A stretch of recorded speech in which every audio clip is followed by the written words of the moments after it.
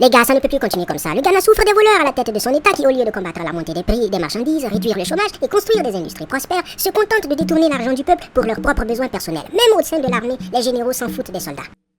Et tu proposes quoi, Rawlings? Tu ne nous apprends rien, on le sait déjà ce que tu dis. Nous sommes un État, et quand le peuple hurle de colère, de frustration, et que l'administration ne produit pas de résultats, ne réagit pas, ne répond pas à la population en colère, nous, soldats, sommes le dernier rempart. Nous devons prendre la situation en main avant que le pays ne brûle. Nous autres soldats et la population civile sommes les faces d'une même pièce. On doit agir, on peut agir. Tu es sûr de vouloir faire un coup d'état, Rawlings? Je suis pas sûr que les gens vont nous suivre. Pour faire preuve de courage, il faut avoir peur aussi, mes chers amis. Le Ghana, c'est notre pays. Si on ne le fait pas, qui le fera à notre place?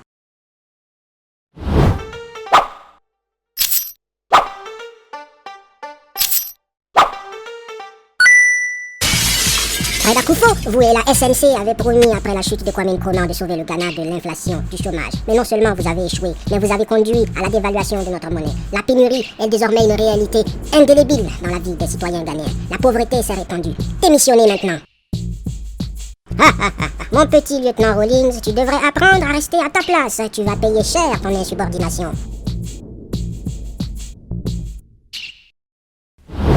Lieutenant Jerry Jones Rawlings, vous êtes condamné à mort. Qu'avez-vous à dire comme dernière parole? Toute la nation vous écoute. Vous, les généraux, l'Assemblée, le SMC, êtes tous incompétents. Vous conduisez le Ghana dans le mur. Le peuple a faim, les soldats ont faim. La colère monte dans ce pays. Ce pays est désormais une poudrière prête à exploser. Mais vous vivez dans le luxe et pillez la richesse du Ghana. Si vous ne vous réveillez pas, si l'armée ne se réveille pas, le peuple va exploser et ce pays va brûler de mille feux jusqu'à sa dernière cendre. Silence, silence!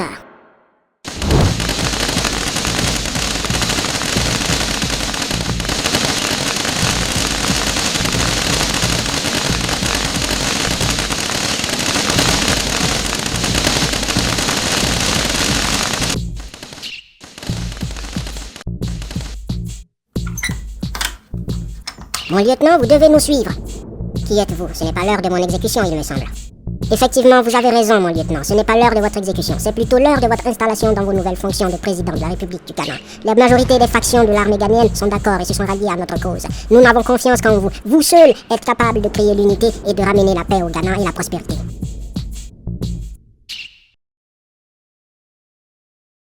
Population du Ghana, civils et militaires, je vous remercie pour votre confiance. Je me donne 3 mois pour nettoyer le pays de sa raclure d'administrateurs corrompus. Et ensuite, on ira aux élections libres et transparentes pour que vous choisissiez l'homme ou la femme qui vous fera profiter des richesses nationales.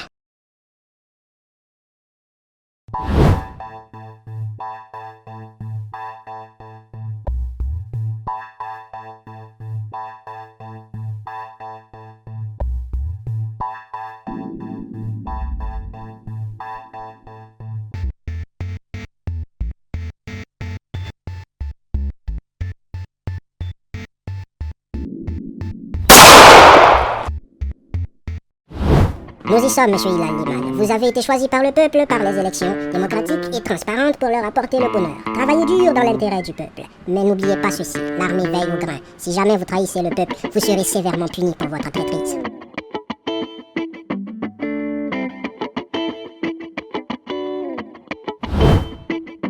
Rawlings, ce n'est pas possible, je t'avais dit que tu aurais dû garder le pouvoir. Le chien ne change jamais sa façon de s'asseoir. Regarde, l'économie s'effondre, les gens ont recommencé à s'énerver et le pays risque encore de brûler.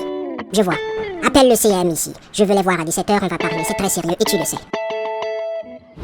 Oh, tu sais, cher ami, c'est comme ça, ainsi va le pays. C'est des petits marchés qu'on peut passer entre nous. Ces villageois n'ont pas besoin de tous ces équipements. Ils ne savent pas quoi en faire, ils ne sont pas assez intelligents pour les utiliser. C'est mieux que des gens... Monsieur le Président, mais qu'est-ce que vous faites? Vous avez trahi le pays. Je vous avais pourtant averti. Vous croyez peut-être que c'était des paroles en l'air? Rawlings, mais tu n'as pas le droit d'être ici. Ce que tu fais, illégal. Illégal, sérieusement? Toi et tes collaborateurs, vous devez bannir de votre langue le mot illégal. Vous croyez que je plaisantais quand je vous avais averti? Vous me prenez pour un beau parleur, c'est ça? Vous n'écoutez personne, vous n'écoutez pas le peuple et sa frustration grandit. Et quand les choses vont péter, vous allez soit nous utiliser pour réprimer nos frères, soit vous allez fuir le pays et nous laisser dans la merde. Votre mandat est annulé, et ce définitivement. Maintenant, rompez les rangs!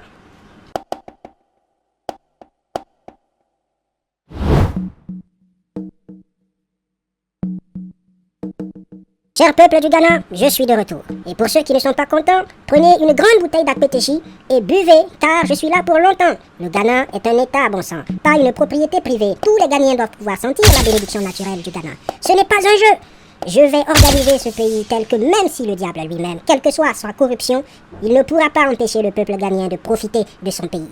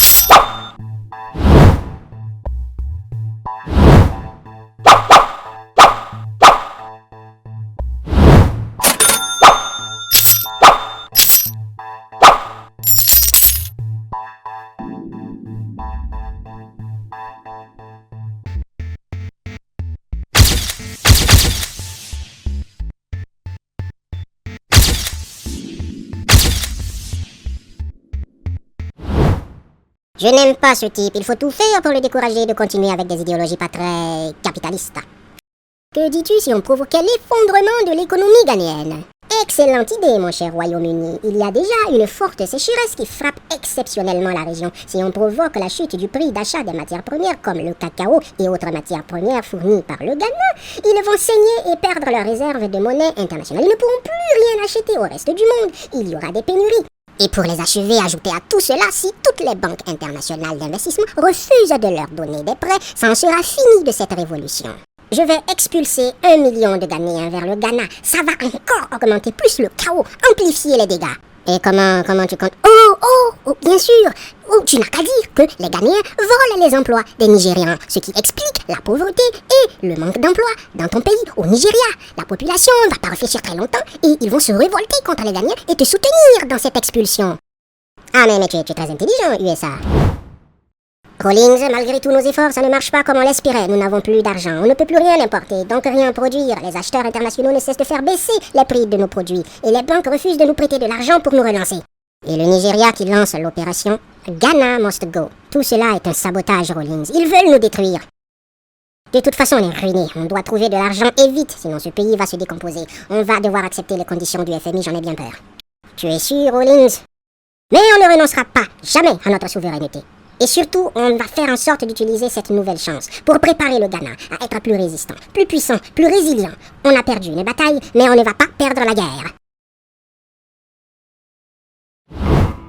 Les gars, ça n'a pas été une partie de plaisir, mais nous avons obtenu le financement du FMI. Ils nous ont eu cette fois-ci, mais ils ne nous auront pas demain, car nous allons les battre à leur propre jeu sur leur propre terrain. Nous allons travailler dur et renforcer les systèmes alimentaires, sanitaires, économiques, éducatifs, transports et tous les autres systèmes de l'État ghanéen, tels que le Ghana ne se retrouve plus jamais dans une telle situation. Mais avant, une mise en garde est nécessaire à quiconque sera pris dans ces vols, détournement et corruption de ces ressources allouées au peuple ghanéen pour son épanouissement et préparer son avenir. Tous ceux qui seront pris dans des actes de corruption seront abattus.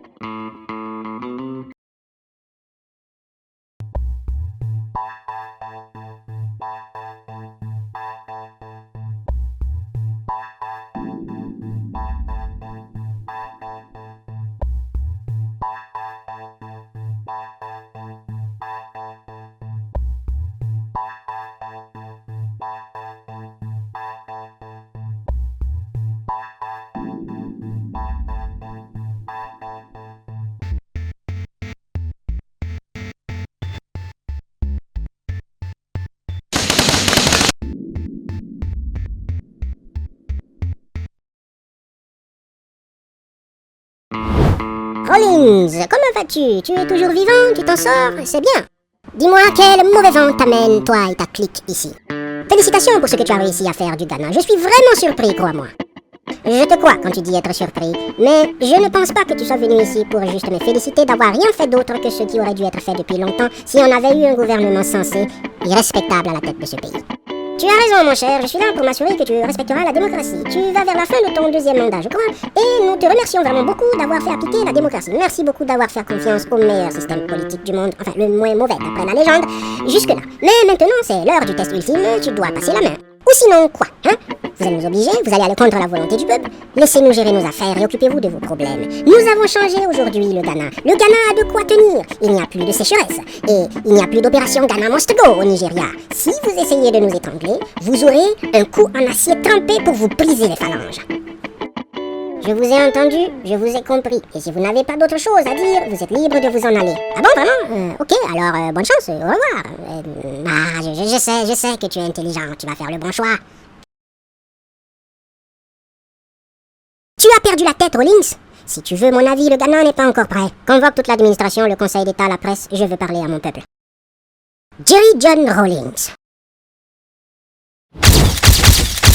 Chers collaborateurs, cher peuple, cela fait près de 20 ans. 20 ans que nous avons travaillé à préparer le Ghana au prix de la sueur, du sacrifice, du travail acharné et du sang aussi bien des traîtres et fonctionnaires corrompus que parfois du sang des braves hommes de cette nation. Nous avons trouvé le Ghana au bord de l'explosion sociale, mais maintenant, vous avez les outils nécessaires pour continuer le combat et l'ascension vers la prospérité de la nation. Je ne serai pas toujours là pour diriger le Ghana, je m'en rends compte. Mais j'ose croire que vous êtes prêts, que vous avez appris, que nous avons tous appris quelque chose lors de ces 20 années de travail acharné à ériger notre belle nation. Je ne me représenterai pas aux élections et cela sera ma dernière leçon. Le respect de la parole donnée au peuple. Dieu bénisse le Ghana.